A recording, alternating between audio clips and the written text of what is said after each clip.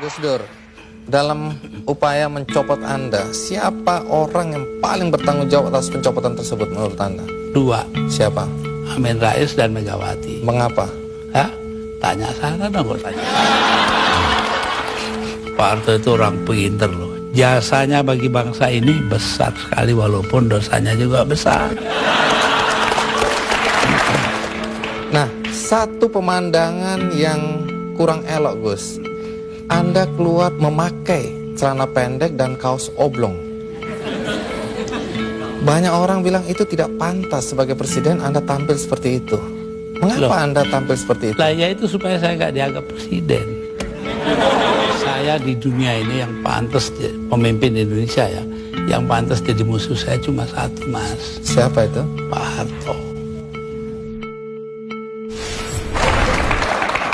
Jadi, Gus Dur, tadi itu ringkasan dari peristiwa detik-detik terakhir Anda mengundurkan diri atau mundur atau dimundurkan.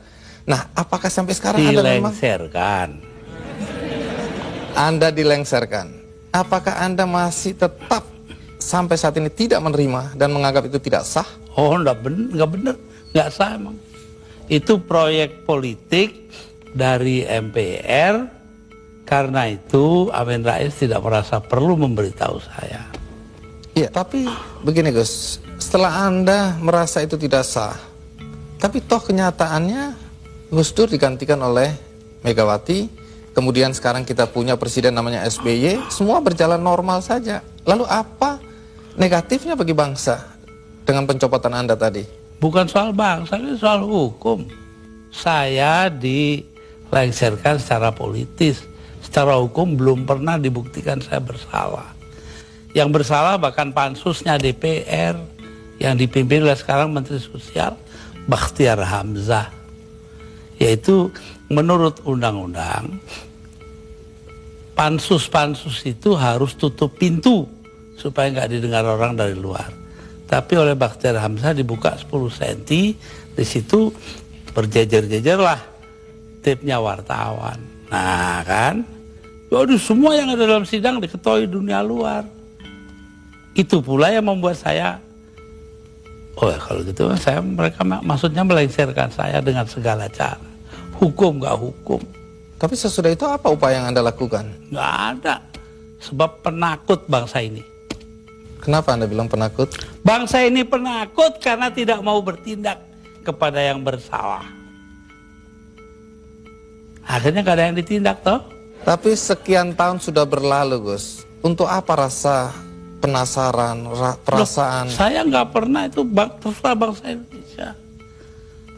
Saya itu memaafkan semua sampai istri saya marah kepada saya karena saya pergi ke rumah Megawati. Tapi kenapa Anda lalu ke Megawati kalau memang Anda marah dan kecewa? Saya nggak marah, yang mestinya marah itu bangsa ini. Mereka diem aja lah, kenapa saya jadi ribut? Saya nggak mau ribut. Baik, Gus Dur. Tapi disuruh memandang itu benar nggak bisa dong. Orang kan ada batasnya. Antara benar dan salah. Jadi yang benar dalam hal ini istri saya.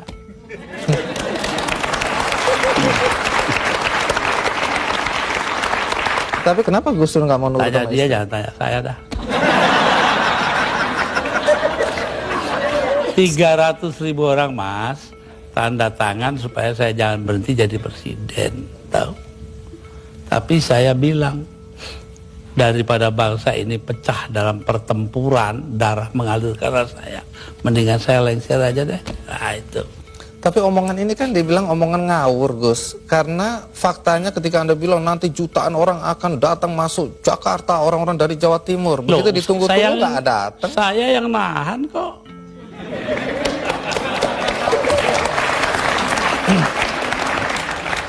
Jadi kalau nggak ditahan sama Gus Dur, datanglah beneran itu ya? Bukan begitu, artinya tetap saja kebenaran kita pertahankan, tapi sikap kita itu jangan sampai bangsa ini perang saudara. Dan itu pengorbanan Anda? Ya, bagi saya bukan korban, biasa aja. Nah, satu pemandangan yang kurang elok Gus. Anda keluar memakai celana pendek dan kaos oblong. Banyak orang bilang itu tidak pantas sebagai presiden Anda tampil seperti itu. Mengapa Anda tampil seperti itu? Lah ya itu supaya saya nggak dianggap presiden. Terus manfaatnya apa dengan dianggap tidak sebagai presiden? Loh, orang dingin hatinya, nggak jadi marah. Tapi Gus Dur, dalam upaya mencopot Anda, siapa orang yang paling bertanggung jawab atas pencopotan tersebut menurut Anda? 2, Siapa? Amin Rais dan Megawati. Mengapa? Hah? Tanya sana dong, kok tanya. Nah, kalau memang Megawati dan Amin Rais dianggap orang yang paling bertanggung jawab atas pencopotan Anda, apakah Anda dendam sama mereka? Nah, ngapain dendam Mama Amin? Artinya Gus Dur sudah melupakan itu, sudah memaafkan. Maafkan, lupa sih enggak. Nah, pernahkah setelah peristiwa ini, apakah itu Megawati atau Amin Rais datang ke Anda untuk meminta maaf? Enggak ada. Mereka merasa dirinya benar, ya sudah. Besok-besok akan terbukti oleh bangsa ini sendiri kok. Pernyataan ini agak bertentangan dengan kenyataan bahwa kelihatannya Gus Dur sama Pak Amin Rais sama Ibu Megawati akur-akur aja, rukun-rukun aja. Saya di dunia ini yang pantas pemimpin Indonesia ya, yang pantas jadi musuh saya cuma satu, Mas. Siapa itu? Pak Harto. Artinya Tapi apa itu pun saya di raya masih ke sana. Masih jadi teman baik saya. Artinya apa itu? Artinya saya nggak punya musuh dong di Indonesia.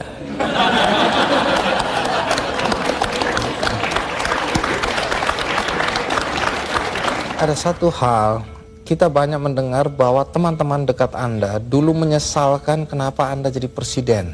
Anda sebenarnya lebih layak menjadi guru bangsa, nggak usah ikut campur dalam perpolitikan yang nggak jelas itu. Saya diperintah oleh 5 orang sesepuh saya. Itu saja, kalau mereka memerintahkan apa saja masuk api, masuk api. Tanpa perlu berpikir. Tanpa perlu berpikir. Kenapa begitu? Loh, Selain sesepuh saya itu ini kan, orang pesantren disuruh nurut orang tua. itu nggak bisa ditawar itu Gus. Nggak bisa ditawar. 5 orang itu, saya nggak sebut namanya. Gus Dur, dalam 20 bulan sebagai presiden, prestasi apa saja sih yang sudah dicapai? Saya itu menjadi presiden di saat Indonesia menghadapi bahaya akan terurai. Kelompok-kelompok separatis ada di mana-mana. Jadi saya berangkat keliling-keliling dunia itu 80 kali dalam 20 bulan. Jadi 4 kali 1 bulan. Itu tugas saya cuma satu. Apa? Yaitu membuat supaya integritas wilayah Indonesia ini tetap. Itu aja, nggak ada pikiran lain kok saya. Tapi ada yang menuduh. Dan ternyata berhasil toh. Kita tetap satu negara hari ini. Jadi Gus Dur merasa itu karena jasa Gus Dur? Bukan, artinya tugas saya begitu. Perkara saya berjasa itu adalah soal kedua. Tapi ada yang menuduh bahwa Gus Dur ini sebenarnya menggunakan aji mumpung. Mumpung jadi presiden, dibayarin negara, keliling jalan-jalan. Alah, nanti sejarah akan membuktikan. Tapi Gus Dur, perjalanan Anda itu menelan biaya sampai 52,7 miliar. Ya, tapi eksistensi Indonesia sebagai satu negara harganya jauh lebih tinggi. Jadi nggak bisa dipersoalkan itu biaya. Nggak bisa dipersoalkan. Loh, kalau enggak kan udah dipakai oleh orang-orang brengsek itu.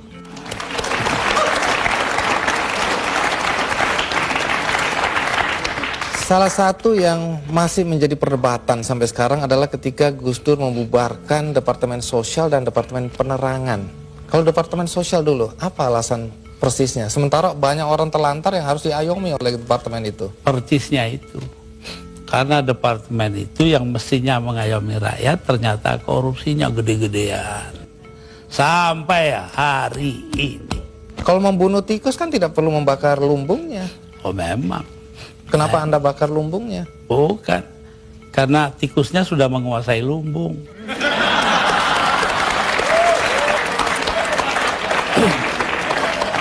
Depan dibubarkan.